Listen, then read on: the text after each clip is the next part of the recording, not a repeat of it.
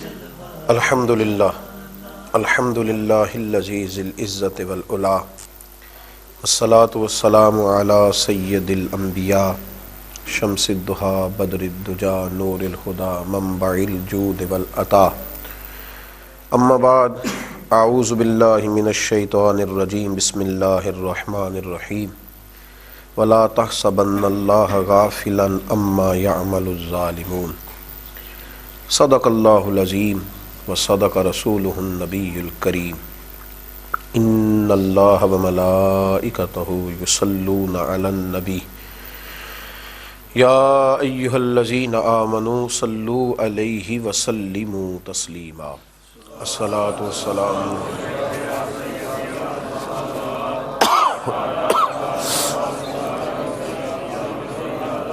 الصلاۃ والسلام علیک یا سیدی یا رسول اللہ وعلی آلک واصحابک یا سیدی یا حبیب اللہ اللہم صلی علی سیدنا و مولانا محمد معدن الجود والکرم وآلہ وصحبہ وبارک وسلم۔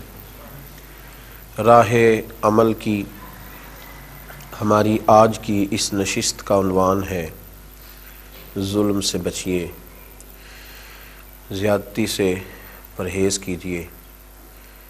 وہ ظلم چاہے زبان کے چند فکروں کا ہی کیوں نہ ہو، وہ زیادتی چاہے ہمارے لب و لہجے کی ہی کیوں نہ ہو، چاہے ہماری نظروں کا ترچھا پن ہی کیوں نہ ہو، ہر قسم کی زیادتی سے، ظلم سے پرہیز کریں۔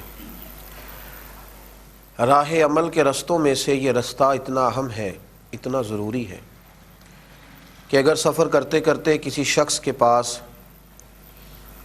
جس طرح تھوڑا سا بھی فالٹ ہو اس کی گاڑی میں تو وہ گاڑی منزل مقصود تک نہیں جاتی، اور رستے میں نہ صرف یہ کہ رک جاتی ہے بلکہ کئی دفعہ کسی بڑے حادثے کا بھی خدا نخواستہ شکار ہو جاتی۔ انسان جب عمل کے رستے پہ چل رہا ہو، روحانیت کا سفر کر رہا ہو، اللہ کے قرب کی منازل کو طے کر رہا ہو، اگر اس رستے میں وہ ذرہ برابر بھی زیادتی کرے گا، تھوڑا سا بھی ظلم کرے گا، کسی کو تھوڑی سی بھی تکلیف دے گا، تو نہ صرف یہ کہ اس کی روحانی زندگی میں بہت ساری کمزوریاں پیدا ہو جائیں گی بلکہ ممکن ہے کہ وہ کسی بڑے حادثے کا شکار ہو کر خدا نخواستہ دوزخ کی طرف نہ چلا جائے، اللہ کی ناراضگی کی طرف نہ بڑھ جائے، اور اب کریم کی بارگاہ ناز سے کہیں اس کے لیے نافرمان ہونے کا اندیشہ ہی نہ اسے موصول ہو۔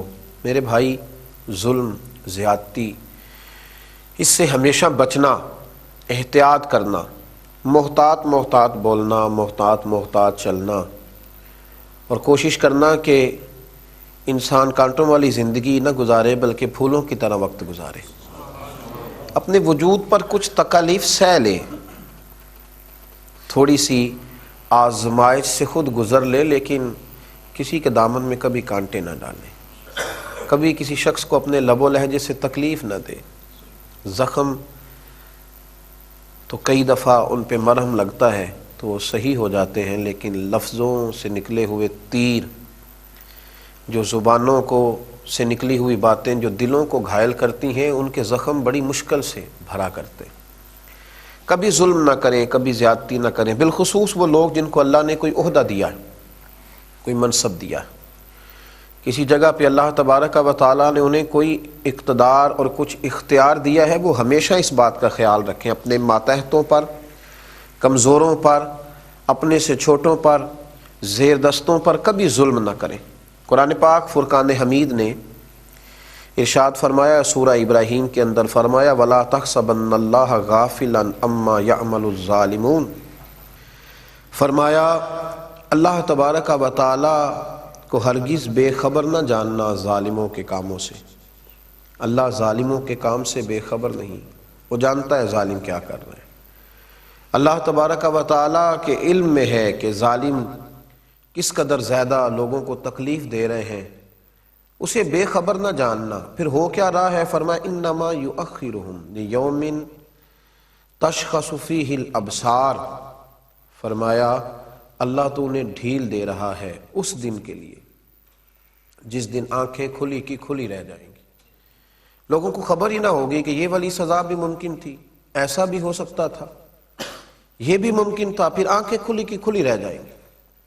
انہیں پھر پتہ چلے گا کہ جب ہم نے ظلم کیے تھے تو اب اس کی یہ سزا ہے. نبی کریم علیہ السلام نے ارشاد فرمایا کہ اللہ فرماتا ہے، اس کو کہتے ہیں حدیث قدسی، جس کو حضور علیہ السلام بیان کریں اور فرمان اللہ تبارک و تعالیٰ کو. اللہ فرماتا ہے، جیسے یہاں کہا نا انما یؤخرہم لیوم تشخص فیہ الابصار، اللہ انہیں ڈھیل دے رہا ہے اس دن کے لیے جس دن آنکھیں کھلی کی کھلی رہ جائیں.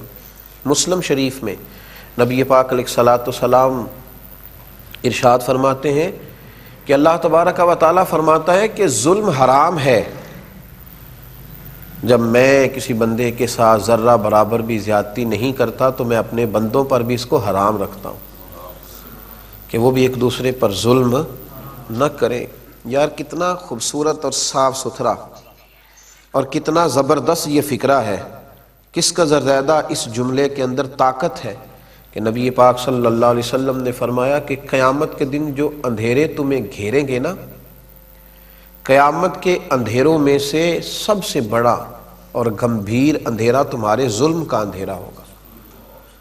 جو اندھیرے تمہیں قیامت میں گھیر لیں گے، ظلم قیامت کی تاریکیوں میں سے تاریکی ہے، یہ تمہارے راستے کی رکاوٹ بنے گی. یہ وہاں جنت کی طرف جب تم جا رہے ہوگے تو اندھیرا کر دے گی تمہارے آگے. ظلم قیامت کے اندھیروں میں سے ایک اندھیرا ہے. نبی پاک صلی اللہ علیہ وسلم نے صحابہ سے سوال پوچھ لیا، فرمایا بتاؤ مفلس کون ہوتا ہے، غریب کون ہوتا ہے؟ بتاؤ تم میں مفلس کس کو سمجھتے ہو، غریب کون ہوتا ہے؟ صحابہ نے عرض کی یا رسول اللہ صلی اللہ علیہ وسلم ظاہر سی بات ہے جس کے پاس پیسے نہ ہو، مکان کرائے کا ہو، بیچارہ تنگ دست ہو، مجبوری میں وقت گزار رہا ہو، ہم اسے مفلس اور غریب کہتے ہیں. تو حضور صلی اللہ علیہ وسلم نے فرمایا نہیں، یہ بھی بخاری مسلم کی حدیث ہے، فرمایا نہیں بھائی، میری امت میں تو مفلس اور غریب وہ ہے جو قیامت کے دن احد پہاڑ کے برابر نیکیاں لے کے آئے گا. اب یہ ایک نئی بات ہے کہ احد پہاڑ کے برابر نیکیاں اور پھر بھی مفلس ہے، پھر بھی غریب ہے. تو حضور صلی اللہ علیہ وسلم نے فرمایا نیکیاں احد پہاڑ کے برابر ہوں گی، نفل عبادتیں، ریاضتیں، تلاوتیں، حج، عمرے، بڑا کچھ.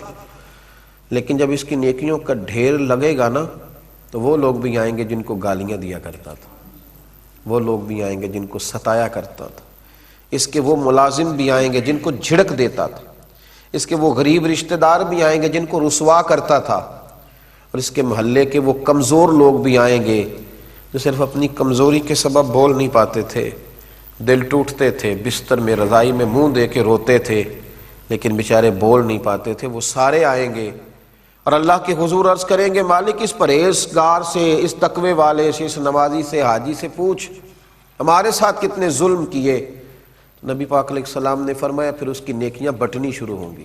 جس کو مارا کچھ نیکیاں وہ لے جائے گا، جس کا مال دبایا کچھ نیکیاں وہ لے جائے گا، جس کو کمزور ہونے کی وجہ سے ستایا کچھ نیکیاں وہ لے جائے گا. جب نیکیاں بٹ جائیں گی، ابھی بھی کچھ لوگ ہوں گے جن پر ظلم کیا تھا، ابھی بھی لوگ ہیں، نیکیاں ختم ہو گئیں، پھر ان لوگوں کے گناہ اس پر ڈالے جائیں گے. اللہ کے محبوب فرماتے ہیں کہ اس ظلم نے اسے کنگال کر دیا، اس کے احد پہاڑ جتنی نیکیاں تھیں پر ظلم نے مفلس کر دیا، غریب کر دیا. اس کے لب و لہجے کی زیادتی نے، اس کے لفظوں کے تیچھے پن نے، اس کی نگاہوں کی ترش روی نے تکلیف دی، لوگوں کو اذیت دی. اس لیے میرے نبی پاک علیہ السلام سے عرض کیا گیا تھا یا رسول اللہ صلی اللہ علیہ وسلم ایک خاتون بڑا ہی صدقہ کرتی ہے لیکن اپنی زبان سے لوگوں کو تکلیف دیتی ہے. حضور نے فرمایا جہنم میں جائے گی. عرض کی یا رسول اللہ صلی اللہ علیہ وسلم ایک عورت پنیر کے خشک ٹکڑے صدقہ کرتی ہے لیکن ہے میٹھی، بیٹا کہہ کے بلاتی، وہ بوڑھی اماں بیٹا کہہ کے بلاتی ہے، وہ کسی سے شفقت کرتی ہے، اس کا انداز بڑا نرم ہے، اگرچہ غریب ہے، پنیر کے خشک ٹکڑے صدقہ کرتی. میرے محبوب مسکرائے اور مسکرا کے فرمایا رب کریم اپنے فضل سے اسے جنت عطا کرے گا، وہ جنت میں جائے گی. وہ خاتون اللہ اسے جنت دے گا، اس لیے کہ وہ اللہ کے بندوں کو تکلیف نہیں دیتی، وہ اذیت نہیں پہنچاتی. کبھی بھی ایسے رویے نہ اختیار کریں کبھی بھی اس طرح کا لب و لہجہ نہ بنائیں، کبھی بھی اس طرح کا مزاج نہ بنائیں کہ جس سے لوگوں کو تکلیف پہنچے۔ ہمارا تھوڑا سا ظلم، تھوڑا سا جبر، تھوڑی سی زیادتی یہ بہت بڑی تکلیف کا سبب بنتی ہے۔ اور پھر نبی پاک صلی اللہ علیہ وسلم نے فرمایا اپنے بھائی کی مدد کرو، چاہے وہ ظالم ہو یا مظلوم ہو۔ ایک پہلو یہ بھی ہے اس عنوان پر، اپنے بھائی کی مدد کرو چاہے وہ ظالم ہو یا مظلوم ہو۔ تو صحابہ نے عرض کی یا رسول اللہ صلی اللہ علیہ وسلم، مظلوم کی مدد تو سمجھ میں آتی ہے کہ ظالم کی مدد کیسے کریں؟ مظلوم کی مدد کرنا تو سمجھ میں آیا، ظالم کی مدد کیسے کریں؟ نبی پاک علیہ السلام نے فرمایا اسے ظلم کرنے سے روک دو، یہ تمہاری طرف سے اس کی مدد ہو جائے گی۔ اسے روک دو ورنہ بڑا الجھ جائے گا، قیامت کے دن بڑی تکلیف میں آ جائے گا۔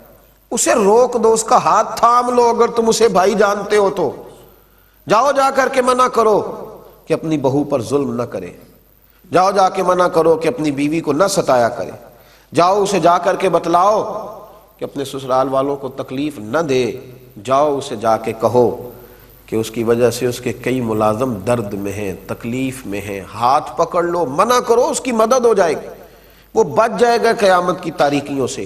میرے رسول پاک علیہ الصلاۃ والسلام نے فرمایا جب زمین پہ ظلم ہوتا ہے تو پھر زمین پہ قحط ہوتا ہے، پھر زمینیں فصلیں اگانا چھوڑ دیتی، پھر زمین خوشگواری اور خوشحالی پیدا کرنا چھوڑ دیتی ہے۔ جب زمین پہ ظلم ہوتا ہے تو پھر زمین پر قحط ہوتا ہے، یہ یاد رکھنا، قحط کا سما ہوتا ہے زمین پر۔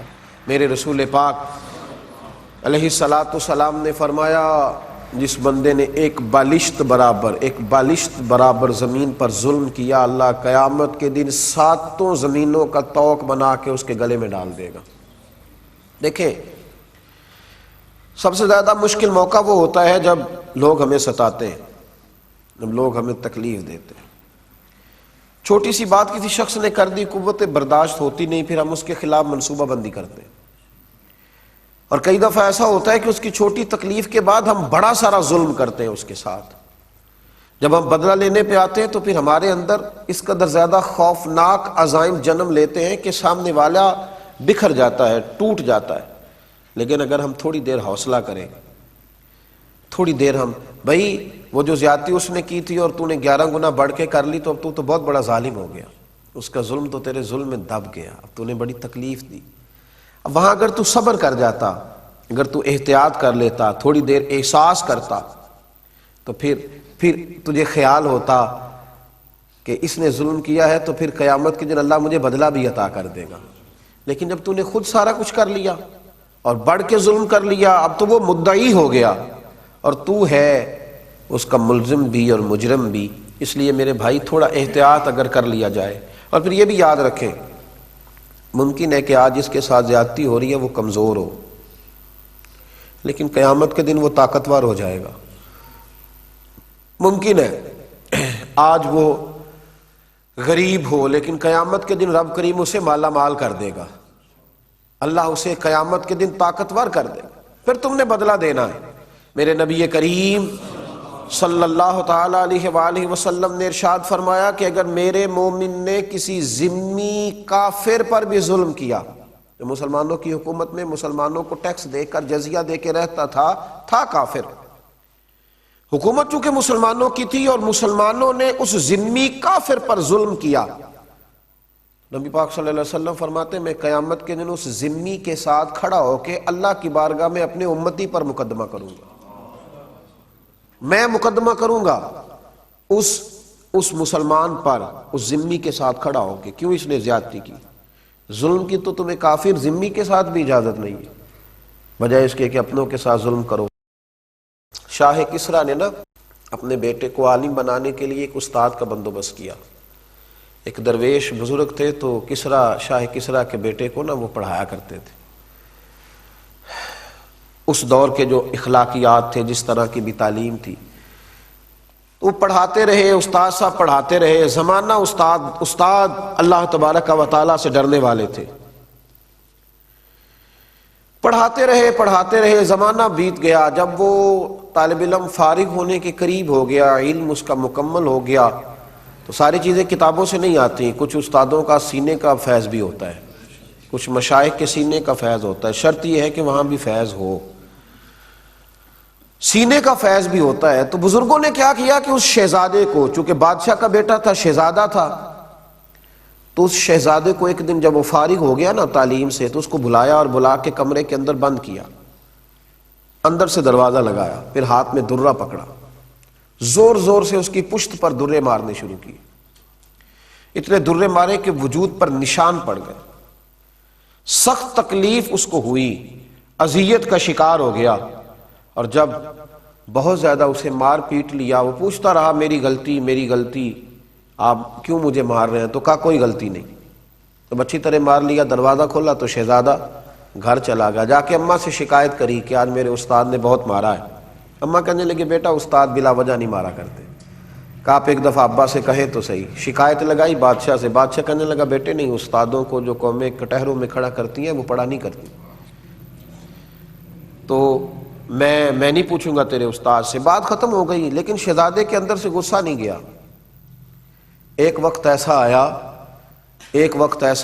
ایک زمانہ ایسا آیا کہ بادشاہ انتقال کر گیا تو شہزادہ حکمران بن گیا۔ اس واقعے کو 35 سال بیت گئے جب استاد نے مارا تھا۔ اب وہ شہزادہ حکمران بنا تو اس نے سب سے پہلا حکم یہ جاری کیا کہ ذرا میرے استاد جی کو تو بلایا جائے، پہلی حکومت، پہلا دن اور پہلا آرڈر، ذرا استاد کو بلاؤ۔ استاد بھی بوڑھے ہو گئے، لاٹھی پہ جھکے ہوئے، بھویں سفید ہو کے جھک گئی۔ استاد پہنچے، بادشاہ سلامت کے سامنے کھڑے ہوئے تو کہنے لگا بزرگوں، بوڑھے بھی آپ ہو گئے ہیں، کمزور بھی ہو گئے ہیں، پر آپ نے ناجائز مارا تھا تو میری تکلیف نہیں گئی، 35 سال بیت گئے، میں اس وقت بے بس تھا، کچھ کر نہیں سکتا تھا، آج طاقتور ہوا ہوں، بتائیے کیوں مارا تھا، کس سبب سے آپ نے مجھے مارا؟ تو استادوں نے یوں آنکھ اٹھائی، بوڑھے ہو گئے تھے، اور کہنے لگے بیٹے یہ جو آج دن آیا ہے نا، اسی دن کے لیے میں نے تجھے مارا تھا، آج جو تو نے بلا لیا نا، اسی دن کے لیے مارا تھا۔ کہا حضرت وہ کس طرح؟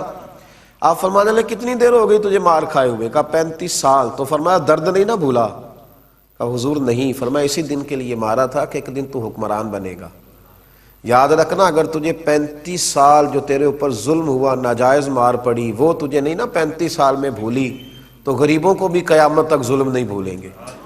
دیکھنا تو بادشاہ بنا ہے، کسی پہ ظلم نہ کرنا، زیادتی نہ کرنا، ورنہ قیامت تک۔ فرمایا آج تو اقتدار میں آیا ہے تو مجھے کٹہرے میں بلا لیا ہے، غریب قیامت کے دن اقتدار میں ہوں گے تو تجھے کٹہرے میں بلائیں گے، پھر تو نے جواب دینا ہے۔ دیکھنا ظلم نہ کرنا۔ وہ شہزادہ تھا پر سمجھدار تھا، اٹھ کے استادوں کے قدموں سے لگا، کہنے لگا اللہ آپ کو میری طرف سے بہترین صلہ عطا کرے، آپ نے میری تربیت کر دی، مجھے سمجھا دیا، مجھے یہ شعور دے دیا کہ اب میں اس بات کو سمجھ گیا ہوں کہ کبھی کسی کے ساتھ کوئی زیادتی نہیں۔ اور پھر ایک اور بات ہے، جب ہم ظلم کر رہے ہوتے ہیں نا تو ہم بھول جاتے ہیں، ہم کہتے ہیں سارے دروازے بند ہیں، ہر آدمی مجھ سے ڈرتا ہے، میں اقتدار میں ہوں، میرے ہاتھ میں درہ ہے، میری جیب میں نوٹ ہے، اس وقت سارے لوگ میرے حق میں بولتے ہیں، اس وقت زمینی حقائق میرے ساتھ ہیں، کون مجھے پوچھ لے گا؟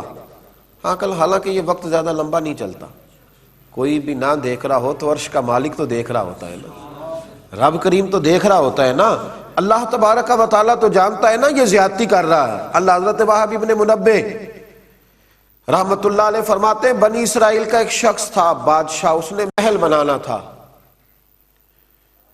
تو محل کا جب اس نے نقشہ تیار کرایا تو ایک بوڑھی کی جھونپڑی بھی محل کے اندر آ رہی تھی، بوڑھی کی جھونپڑی۔ تو وہ بادشاہ نے اس بوڑھی خاتون سے کہا کہ یہ جھونپڑی میرے ہاتھ بیچ دو، میرے محل کا نقشہ خراب ہوتا ہے۔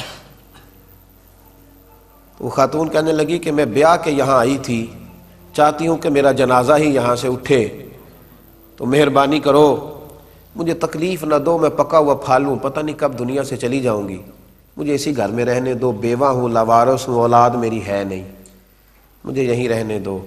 لیکن جب لوگ ظلم پہ آئے ہوتے ہیں تو پھر انہیں یہ ساری چیزیں نظر نہیں آتی۔ اس نے کہا تجھے الگ سے مکان بنا دیں گے، 11 گنا رقم دے دیں گے، تو یہ میرے حوالے کر دے، مجھے دے دے۔ اب وہ بوڑھی خاتون تھی، یہ بزرگ جو ہوتے ہیں انہیں اپنی جھونپڑیوں سے بڑا پیار ہوتا ہے، بچے گاؤں سے چلے جاتے ہیں شہر میں، لیکن دادا جان کہتے ہیں کہ میرا یہیں دل لگتا ہے، دادی اماں کہتی ہیں کہ مجھے بیٹا یہیں رہنے دو، یہی مجھے وقت گزارنے دو۔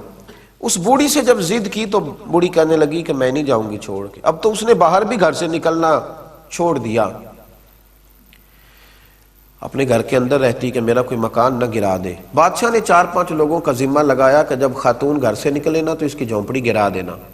وہ بیچاری کسی حاجت طبی کے لیے، ضرورت کے لیے گھر سے باہر نکلی تھی کہ بلڈوزر آ گیا۔ وہ بڑے دن گھر میں رہی، لیکن جیسے ہی نکلی تو بڑی بڑی کرینیں آ گئیں، اس غریب کی جھونپڑی گرا دی گئی۔ کچھ گھنٹوں کے بعد جب وہ لوٹی تو جس گھر میں زمانے بتائے تھے وہ گھر زمیں بوس ہو گیا، وہ گھر ٹوٹ گیا۔ اب اس نے درد کے ساتھ ایک چیخ ماری، اور حضرت وہب ابن منبہ کہتے ہیں کہ دعا اس نے ان لفظوں کے ساتھ کی، کہنے لگی اے اللہ میں تو موجود نہیں تھی پر تو موجود تھا نا، اے مالک میں تو موجود نہیں تھی پر عرش کے رب تو موجود تھا نا، تو دیکھ رہا تھا، یہ کیسے ہوا؟ فرماتے ہیں جب اس ماں نے اس درد سے دعا کی، میرے محبوب نے فرمایا جب مظلوم دعا کے لیے ہاتھ اٹھاتا ہے تو آسمان دروازے کھول دیتا ہے۔ جب اس نے کہا نا کہ اے اللہ تو موجود تھا، تو رب کریم نے فرشتوں کو حکم دیا کہ یہ سارے کا سارا علاقہ زمیں بوس کر دو، اس بادشاہ کا تخت زمین سے اٹھا کے پلٹ دو، یہ ساری بستی تباہ کر دو۔ جو لوگ ظلم کرتے ہیں وہ بچا نہیں کرتے، فرمایا وہ سارا شہر تباہ کر دی۔ ہم یہ سمجھتے ہیں کہ کون ہے دیکھنے والا، دروازے تو بند ہیں، اقتدار میرے پاس، طاقت میرے پاس، میں نے اس کو بھی سمجھا لیا ہے، اس پہ بھی روب ڈال لیا ہے، اس شخص کو بھی اپنے ہاتھ میں کر لیا، اس کو بھی کنٹرول کر لیا، اب کون ہے تو میرے خلاف بغاوت کرے گا؟ جب بغاوت ہوتی ہے تو بڑے بڑے تاج اچھل جاتے ہیں، بڑی بڑی کرسیوں کے چاروں پیر ٹوٹ جاتے ہیں، بڑے بڑے اقتدار میں لوگ زنجیروں میں جکڑ دیے جاتے ہیں، بڑی بڑی آزمائشیں قریب آتی ہیں۔ ظلم نہ کریں کبھی بھی، اللہ تعالیٰ عہدہ دے، اقتدار دے، طاقت دے، دولت دے تو اسے اپنی سیاست نہ سمجھیں، اسے خدا کا فضل سمجھیں، اسے یہ نہ سمجھے کہ میں نے عقل کے زور پر، تعلیم کے زور پر اور اپنی اچھی منصوبہ بندی کے زور پر حاصل کر لیا، اسے اللہ کی توفیق جانے۔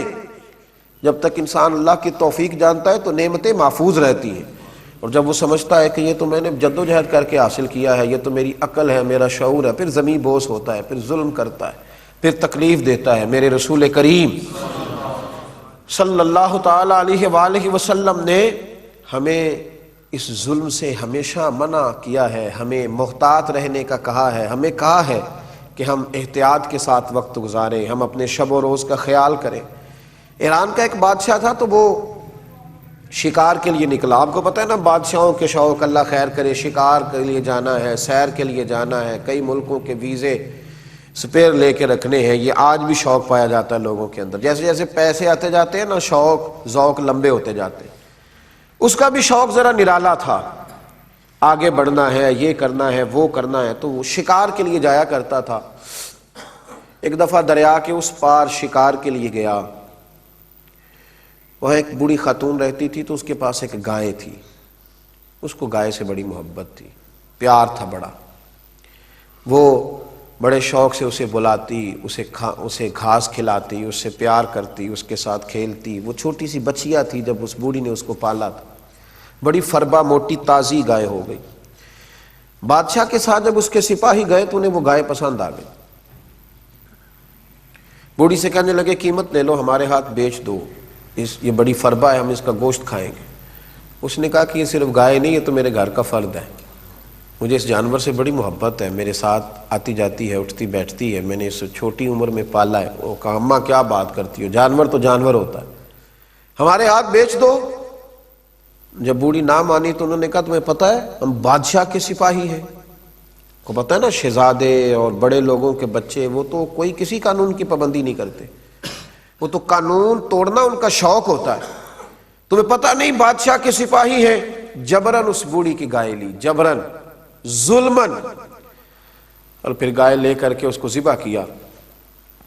بوڑھی کو جب پتہ چلا تو بڑا روئی، اس سے کسی نے کہا کہ یہ جو بادشاہ ہے نا یہ نرم دل ہے، احساس والا ہے، موت سے ڈرتا ہے، اسے خیال ہے کہ میں دنیا سے جاؤں گا، یہ تکلیف دے کے راضی نہیں ہوتا، تو کسی طریقے سے بادشاہ تک پہنچ۔ وہ خاتون بادشاہ واپس لوٹ رہا تھا تو دریا کے پل سے گزر رہا تھا، وہ بوڑھی اماں دریا کے پل پہ آ کے کھڑی ہو گئی۔ جب بادشاہ گھوڑے سمیت پل سے گزرنے لگا تو اس نے آگے بڑھ کے گھوڑے کی لگام تھام لی، اور لگام تھام کے کہنے لگی بادشاہ تیرے سپاہی میری گائیں ظلمن کھا گئے ہیں، یہ بتا کہ اس پل پر میری گائے کا حساب دینا ہے یا پل صراط پہ دینا ہے؟ تو بتا دے، یہ تیرے اوپر ہے کہ یہاں حساب دے گا کہ وہاں حساب دے گا، حساب تو دینا ہے، ظلم کا جواب تو دینا ہے، زیادتی کا بدلہ تو اب تو اختیار ہے تجھے کہ اسی پل پہ دے گا یا پل صراط پہ دے گا۔ تو لڑکھڑا کے نیچے گرا ایران کا بادشاہ، کہنے لگا اماں میں بڑا کمزور آدمی ہوں، میں تو یہاں بھی پورا حساب نہیں دے سکتا، وہاں کیسے دوں گا، تو میرے اوپر مہربانی کر اور یہیں تو حساب چکتا کر لے۔ کہا پھر میری گائے کا حساب دو۔ حساب تو میاں دینا ہے، جس نے گلی پہ بھی تھوڑا سا قبضہ کیا ہے اس نے بھی حساب دینا ہے، جس نے سرکاری زمین پہ بغیر سبب کے دکان بنا لی ہے اس نے بھی حساب دینا ہے، جس نے کسی دفاعی کام کے لیے مال حاصل کر کے ذاتی مفادات کے لیے استعمال کیا ہے حساب اس نے بھی دینا ہے، جس شخص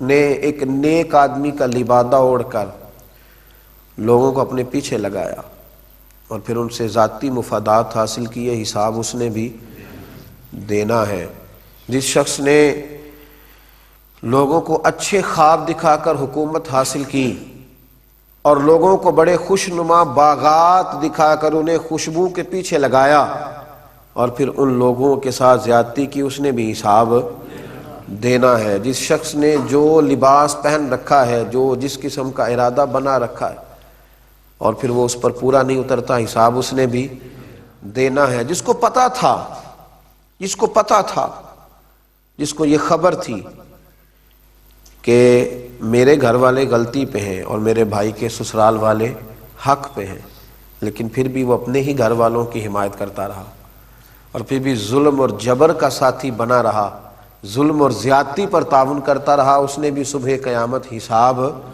دینا ہے، اور دینا ہے، رب کریم حساب لے گا۔ میرے نبی کریم علیہ الصلوۃ والسلام کے صحابی حضرت عبداللہ ابن مسعود رضی اللہ تعالیٰ عنہ فرمایا کرتے تھے دعا کرو اللہ ہم سے حساب نہ پوچھے، ہم سے حساب نہ پوچھے، جس سے حساب پوچھا گیا تو وہ الجھ جائے گا، اور جسے اللہ تبارک و تعالیٰ بغیر حساب کے معاف کرے گا اسی کی معافی ہو سکے گی، جسے اللہ بغیر حساب کے۔ ہماری چھوٹی چھوٹی زیادتیاں، میں اکثر سوچتا ہوں کہ کوئی کسی کو گالی دے کے نکل جاتا ہے اور وہ سمجھتا ہے کہ یہ تو غریب تھا کچھ نہیں کر سکا، حضور صلی اللہ علیہ وسلم نے فرمایا مومن کو گالی دینا اعلانیہ گناہ ہے، مومن کو گالی دینا فسق ہے، اعلانیہ گناہ ہے مومن کو گالی دینا، اور فرمایا اس کے قتل کو جائز سمجھنا یہ کفر ہے۔ اعلانیہ گالی دے دینا مومن کو، اس کو تکلیف پہنچانا، اس کو اذیت دینا، اس کو پریشان کرنا، اس کو تکلیف دینا، کبھی ایسا نہ کریں۔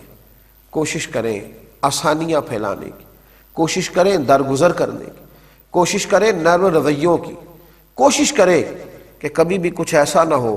بڑا معتدل سا، بڑا خوبصورت تھا حضرت ابو بکر صدیق رضی اللہ تعالیٰ عنہ کہتے ہیں کہ میں بیٹھا تھا نبی پاک صلی اللہ تعالیٰ علیہ وسلم کی بارگاہ میں، تو ایک شخص آیا، اس نے آ کر کے جناب صدیق اکبر رضی اللہ تعالیٰ عنہ کو برا بھلا کہنا شروع کر دیا۔ دیر تک اس نے جناب صدیق اکبر کو برا بھلا کہا، معاذ اللہ ثم معاذ اللہ، بڑی عجیب و غریب باتیں کی۔ حضرت صدیق اکبر خاموش رہے، چونکہ حضور علیہ السلام بھی تشریف فرما۔ جناب صدیق اکبر سنتے رہے، جب اس نے حد کر دی تو آپ بولے، دو چار جملوں کا آپ نے جواب دیا، دو چار جملوں کا آپ نے جواب دیا، اللہ اکبر۔ تو نبی پاک صلی اللہ علیہ وسلم اٹھے اور اٹھ کر کے رسول کریم صلی اللہ علیہ وسلم باہر تشریف لے گئے کمرے سے، تو وہ شخص دوڑا، حضرت باہر نکلا، حضرت ابو بکر صدیق بھی نکلے اور حضور کے پیچھے جا کے عرض کرنے لگے، یا رسول اللہ صلی اللہ علیہ وسلم جب تک وہ مجھے برا بھلا کہتا رہا میں سنتا رہا، حضور میں نے تو دو باتیں کی تو آپ تشریف لے آئے۔ تو نبی پاک علیہ السلام نے فرمایا، ابو بکر جب تک تو چپ تھا تیری طرف سے فرشتہ جواب دے رہا تھا، اور تیرے سرانے کھڑا ہو کے فرشتہ کہہ رہا تھا کہ ابو بکر تو اس طرح کا نہیں، ابو بکر تو ایسا نہیں جیسا تم کہہ رہے۔ وہ جب بھی بات کرتا تو فرشتہ کہتا تھا صدیق ایسے نہیں ہے۔ تو فرمایا جب تم نے خود بولنا شروع کیا تو فرشتہ اٹھ کے چلا گیا تو میں بھی آ گیا، وہ رخصت ہوا ہے تو میں بھی۔ تو ہم یہ کیوں پروگرام بناتے ہیں کہ میں نے اینٹ کا جواب پتھر سے ہی دینا ہے؟ ہمیں احتیاط کرنی چاہیے، کہیں ظلم، کوئی زیادتی، کوئی ایسی بات، کوئی ایسا فکرہ کچھ ایسا ہم سے ہو نہ جائے۔ کتنی خوبصورت وہ حدیث ہے، حضرت سلمان فارسی رضی اللہ تعالیٰ عنہ اس حدیث کے راوی ہیں۔ آپ ارشاد فرماتے ہیں کہ نبی پاک صلی اللہ علیہ وسلم ذرا ذرا سی باتوں پر احتیاط کرتے۔ بدر کے دن حضور صفیں سیدھی کرا رہے تھے، صفیں سیدھی کرا رہے تھے، تو صفیں سیدھی کراتے کراتے نا حضور نے فرمایا ہاتھ میں چھڑی رہتی تھی، تو نبی پاک صلی اللہ علیہ وسلم نا ذرا ذرا کسی شخص کو دیکھتے تو اس کو چھڑی لگاتے، تو پیچھے ہو جا، تو تھوڑا آگے ہو جا۔ ایک صحابی کا پیٹ بڑا تھا، نبی پاک صلی اللہ تعالی علیہ وسلم نے چھڑی لگائی، فرمایا ذرا پیچھے ہٹ جا۔ اس نے ہائے کی، سی کی آواز نکالی، درد محسوس ہوا۔ میرے محبوب فوراً کھڑے ہو گئے، فرمایا تجھے میری چھڑی سے تکلیف ہوئی ہے؟ یہاں لوگ گاڑی کا ایکسیڈنٹ کر کے بھی کہتے ہیں کہ کیا ہو گیا ہے، وہاں ذرا بریک نہیں لگی تمہیں، مطلب یہ کہ اب کیا ہو گیا، اٹھ جاؤ، ختم ہو گئی بات۔ تو پتہ نہیں کہ تم موٹر سائیکل کے غریب آدمی ہو اور میں 1.25 کروڑ کی پجاروں پہ بیٹھا ہوں، تم گر گئے تو ختم ہو گئی بات۔ چھڑی لگی، صفیں سیدھی کراتے تو رسول رحمت علیہ السلام نے فرمایا تمہیں تکلیف ہوئی؟ عرض کی حضور ہوئی ہے۔ نبی پاک علیہ السلام نے فرمایا مجھ سے آج ہی بدلہ لے لے، قیامت میں سوال نہ کرنا، آج ہی بدلہ لے لے۔ انہوں نے کہا حضور لینا ہے بدلہ۔ اللہ اکبر، لینا ہے؟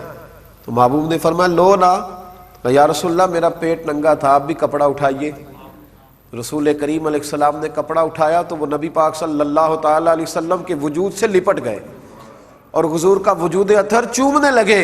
حضور نے فرمایا یہ کیا کر رہے ہو؟ کہا یا رسول اللہ صبح پتہ نہیں رہوں گا کہ شہید ہو جاؤں گا، جاتے جاتے برکتیں حاصل کر رہا ہوں، حضور فیض حاصل کر رہا ہوں۔ تو اتنی چھوٹی بات پر بھی اللہ کے رسول صلی اللہ تعالی علیہ وآلہ وسلم بدلہ دیتے تھے، احتیاط کرتے تھے کہ کسی کو کوئی تکلیف نہ پہنچ جائے۔ میرے محبوب نے تو یہاں تک منع کیا کہ جب کوئی تمہارے پاس سویا ہو تو اونچی آواز میں تلاوت بھی نہ کرنا، اونچی آواز میں ذکر بھی نہ کرنا، کہیں سامنے والے کو تکلیف نہ پہنچے۔ دعا کرتا ہوں اللہ کے حضور عرش کا مالک ہمیں خوشبو بانٹنے کی توفیق دے، اور رب کریم ہمیں احتیاط کی توفیق عطا فرمائے، ہر ظلم اور ہر تکلیف سے ہمیں محفوظ رکھے۔